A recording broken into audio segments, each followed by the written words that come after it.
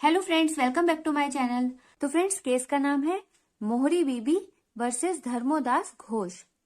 तो इस केस में क्या हुआ था फ्रेंड्स, एक पर्सन था जिसका नाम था धर्मोदास घोष, जो कि एक माइनर था और उसके पास कुछ इमूवेबल प्रॉपर्टी थी। इमूवेबल प्रॉपर्टी कौन सी होती है फ्रेंड्स? जिस प्रॉपर्टी को आप एक जगह से दूसरी जगह नहीं ले जा सकते और वी कैन से हम उन्हें मूव नहीं कर सकते from one place to another, उन्हें इमूवेबल प्रॉपर्टी कहा जाता है। फॉर एग्जाम्पल, घर, मकान, जमीन, ये सब इमूवेबल प्रॉपर्टी में आती हैं। तो इस केस में क्या हुआ फ्रेंड्स, जो धर्मोदास घोष था, जो कि एक माइनर था, उसके पास कुछ जमीन थी जिसका वो मालिक था और उसकी मदर उसकी लीगल गार्जियन थी। अब होता यह है कि धर्मोदास घोष को कुछ पैसे की जरूरत होती है, तो वो क्या करता है, वो जाता है एक मनी लेंडर के पास जिसका नाम था ब्रह्मोदत्त। ब्रह्मोदत्त ने अपना सारा कामकाज करने के लिए एक अटॉर्नी रखा हुआ था जिसका नाम था केदारनाथ। तो इन दो नामों में आप बिल्कुल भी कंफ्यूज मत होइएगा। ब्रह्मोदत्त कौन था? ब्रह्मोदत्त मनी लेंडर था, जबकि केदारनाथ कौन था? केदारनाथ ब्रह्मोदत्त का अटॉर्नी था। चलिए, तो इस केस में क्या होता है, धर्मोदास घोष जो कि माइनर था, वो मनी लेंडर के पास जाकर अपनी कुछ प्रॉपर्टी मॉर्गेज कर देता है। मॉर्गेज मतलब गिरवी, और इसके बदले लोन ले लेता है 20,000 रुपए का, 12% पर एनम इंटरेस्ट के हिसाब से। लेकिन यहाँ पर आता है एक ट्विस्ट। 15 जुलाई 1895 को जो धर्मोदास घोष की मदर थी, जो कि धर्मोदास घोष की लीगल गार्जियन भी थी, वो एक नोटिस भेजती हैं केदारनाथ को, जिसमें लिखा होता है कि उनका बेटा धर्मोदास घोष अभी भी माइनर है, यानी कि 21 साल से कम है, और जो कोई भी उसे पैसे देगा वो अपने रिस्क पर देगा।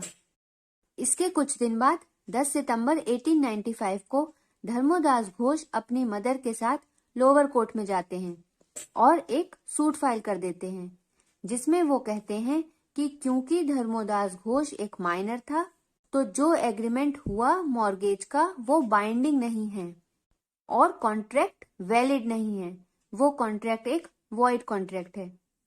तो इस पर ब्रह्मोदत्त अपने डिफेंस में प्लीड करते हैं।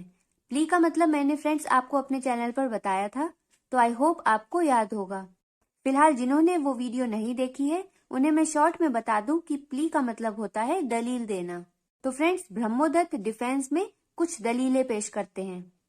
उनकी पहली दलील में वो कहते हैं कि मॉर्गेज के टाइम जो प्लेंटिफ था, यानी कि धर्मोदास घोष, वो माइनर नहीं था।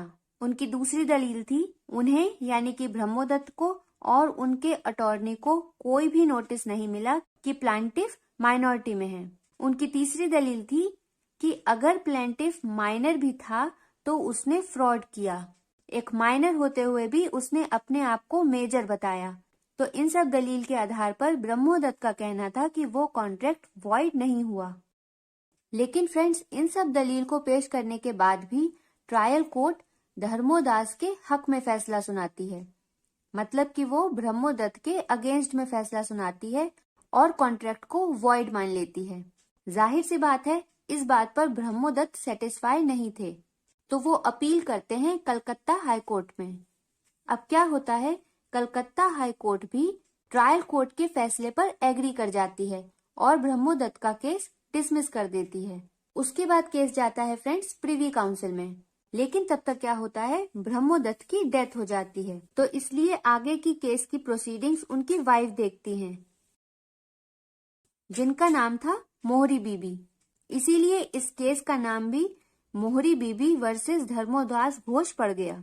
फिलहाल जब ये केस प्रिवी काउंसिल में जाता है तो प्रिवी काउंसिल भी ब्रह्मोदत्त की अपील को डिसमिस कर देती है, मतलब खारिज कर देती है, और अपने फाइनल डिसीजन में प्रिवी काउंसिल कहती है कि माइनर के साथ कॉन्ट्रैक्ट वॉइड एब इनिशियो होता है। एब इनिशियो का मतलब फ्रॉम दी बिगनिंग। तो अगर कोई कॉन्ट्रैक्ट किसी माइनर के साथ किया जाता है तो वो वॉइड एब इनिशियो बन जाता है, मतलब बिगनिंग से ही वो वॉइड होता है, वो एक वैलिड कॉन्ट्रैक्ट कभी नहीं होता है।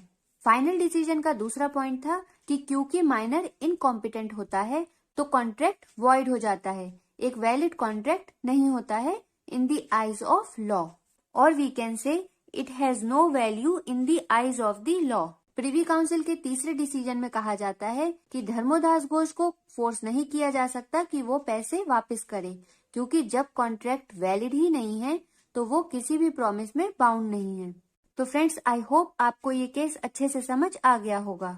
तो इस वीडियो को अपने फ्रेंड्स के साथ जरूर शेयर करिएगा और चैनल को सब्सक्राइब करना बिल्कुल भी मत भूलिएगा। Till then take care, bye bye, thanks for watching.